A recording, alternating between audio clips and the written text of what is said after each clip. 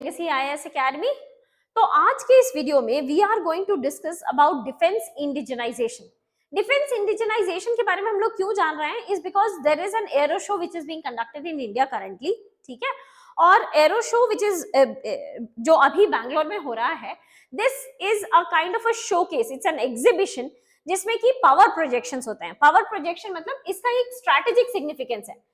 So there is an aero show जो कि एक एग्जीबिशन होता है in which every country can come and showcase कि देखिए हमारे यहाँ ये टेक्नोलॉजी है, हमारे यहाँ ये टेक्नोलॉजी है।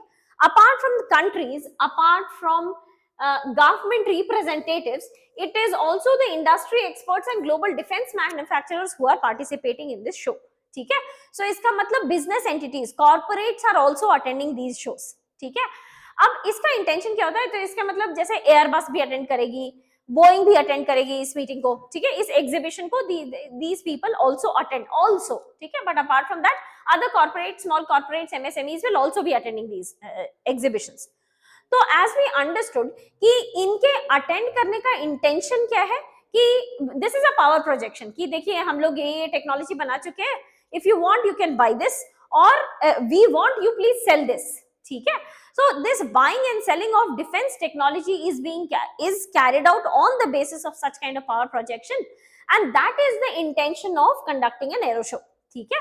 so primary intention is economic, that we understood that buying and selling of defense equipments takes place here on the basis of what you have exhibited। so हर एक country participate कर सकती है, whoever are invited they all can come and participate in aero show, ठीक है। ये तो था economic significance, but apart from this we also have a strategic significance। strategic significance says कि हमारे यहाँ जो जो defense partners हैं, all of you can come and attend और ये दिखा सकते हैं कि देखिए हमारे पास ये टेक्नोलॉजी है, इनके पास ये टेक्नोलॉजी है, so collaboratively we have such and such technology, ठीक है। स्ट्रेटेजिक सिग्निफिकेंस इसलिए भी होता है कि it is a showcasing of policy output कि देखिए हम लोग ये पॉलिसी डिप्लॉय किए थे, because of which we have been able to move this much in defence manufacturing. तो इसका मतलब you need to rely on India and Indian government's policies efforts because we have been able to show you certain results. So strategic significance ये होता है, एक तो we are able to project ourselves कि in manufacturing we have been able to improve ourselves to such and such extent. तो ये सारी चीजें हम लोग दिखा पाते हैं, that is why we are considering under strategic significance।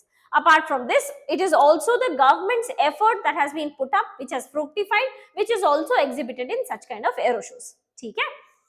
ये तो था why is it running into news। now talking about certain statistics, ठीक है, कि government of India has put up certain genuine efforts to increase the defense manufacturing, और इस manufacturing की वजह से एक मेजर बेनिफिट जो हमारे पास आया, that was कि we stopped spending or we have reduced our expenditure on buying the defense equipments directly from outside। ये कितना reduce हो पाया है? in past 5-7 years the total defense expenditure on purchase has reduced from 46% to 36%। ये 5-7 years का data है, ठीक है। अपार्ट फ्रॉम दिस एक तो इसका बहुत बड़ा फायदा होगा कि हम लोग यहाँ पे मैन्युफैक्चर करने लगे तो ऑब्वियसली लाइवलीहुड बढ़ेगा, GDP improve होगा, economy will improve, all of that is there, but we will also be less spending on buying the goods from outside, तो वो भी foreign exchange हम लोग बचा पाएंगे। that is also one of the advantages we have been able to accomplish, ठीक है। Second, statistical data में defence sector growth, defence sector पिछले 5 सालों में 334% ग्रोथ दिखाई है, ठीक है।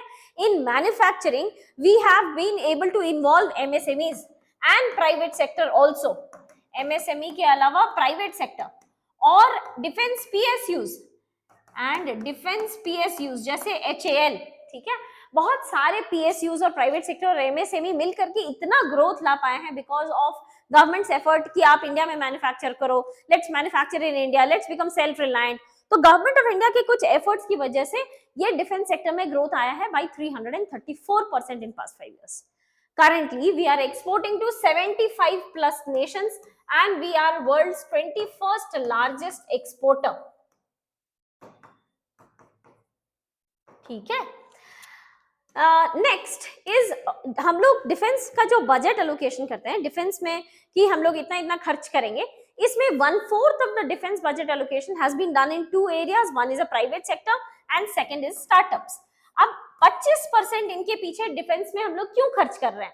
प्राइवेट सेक्टर या स्टार्टअप्स को why are we giving so much amount of money कि प्लीज आप मुझे बना करके डिफेंस इक्विपमेंट दो, because you can carry out innovation, ठीक है, innovation can be carried out by private sector या स्टार्टअप्स, और इसलिए हम लोग लोअर कॉस्ट में बेटर इक्विपमेंट को बना पाएंगे. That is what we have been able to shift this drift, ये हम लोग देख पाए हैं इन डिफेंस मैन्युफैक्चरिंग, ठीक है. सो ये था हमारा करंट स्टेटस, हम लोग यहां तक पहुंच पाए हैं. बट क्यों पहुंच पाए हैं is because of some of the government efforts, ठीक है. First and foremost important effort is the Make in India program. Make in India program came as soon as the government came to power in 2014. Make in India का जो initiative था, इसमें हम लोग, ये intention था हमारा कि हर एक सेक्टर में, चाहे वो मैन्युफैक्चरिंग हो, चाहे सर्विसेज हो, चाहे जो भी हो, we should start manufacturing in India. But let us try to reduce the import so that हम लोग अपने फॉरेन करेंसी को थोड़ा बचा पाएंगे, ठीक है. So make in India, just like all other sectors, iron and steel, railway, coach manufacturing, तो वैसे ही we started manufacturing in India for defense sector also, ठीक है. इसमें हम लोगों, हमारा focus area for defense sector as we discussed was MSME plus private sector plus defense PSUs, ठीक है. Second initiative that government has taken was FDI. FDI stands for Foreign Direct Investment. उसका कहने का मतलब है कि अगर आप बाहर की कंपनी हो तो आप इंडियन कंपनी में 49% तक इन्वेस्ट कर सकते हो बिना किसी से कुछ पूछे हुए. This is known as the automatic route. 49% of investment can be done to an Indian company without asking anybody. If you are going to ask, अगर आप पूछना चाहते हो, then you go and ask government, और तब we will permit you to carry out investment up to 100%. मतलब government route से FDI was 100%, automatic route से FDI was 49%, ठीक है. Third major initiative was positive indigenization list.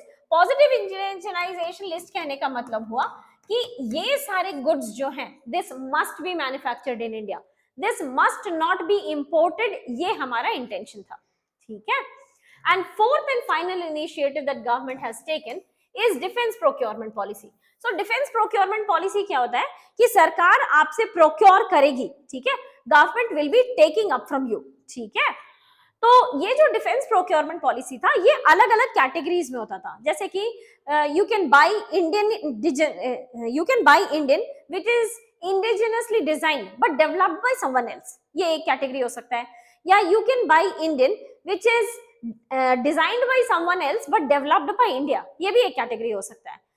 ऐसा भी हो सकता है कि designed and developed by someone else but manufactured in India, या फिर designed and developed by India but manufactured by someone else. ऐसा करके कुछ कॉम्बिनेशंस हो सकते हैं कि ये कैटेगरीज है. गवर्नमेंट आपको जिसमें चाहिए आप प्रोक्योर कर लीजिए, ठीक है. But in this case defence procurement policy was altered in 2016. 2016 में हम लोग डिफेंस प्रोक्योरमेंट पॉलिसी को चेंज किए and we introduced a new category called Buy Indian.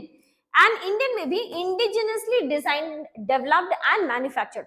मतलब end to end everything is Indian. हमारे यहाँ डिजाइन हुआ है, हमारे यहाँ डेवलप हुआ है, हमारे यहाँ मैन्युफैक्चर हुआ है.